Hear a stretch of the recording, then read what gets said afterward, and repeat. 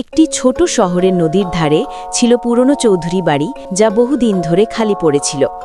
সেখানে শুধু একটি পুরনো দাদার ঘড়ি আজও টিকটিক করে চলে।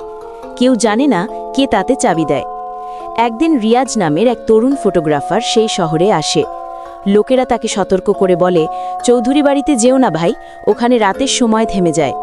রিয়াজ হাসে এবং ভাবে, সময় থামলে ছবি আরও ভালো আসবে। সেই রাতে সে বাড়িটিতে গেল।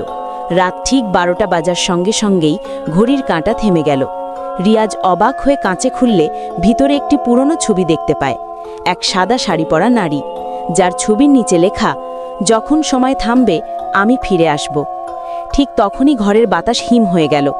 ঘড়ির দোলক আবার নড়ল, আর কাঁচের ভেতর থেকে সেই নারীটিকেই দেখা গেল। রিয়াজের ক্যামেরা আপনা থেকেই ক্লিক করে একটি ছবি তুলল। পরদিন সকালে লোকেরা রিয়াজকে অজ্ঞান অবস্থায় দরজার পাশে দেখতে পায়। ক্যামেরায় ধরা পড়েছিল শুধু একটি খালি ঘর, কিন্তু ঘড়ির কাঁটা আবার চলতে শুরু করেছে।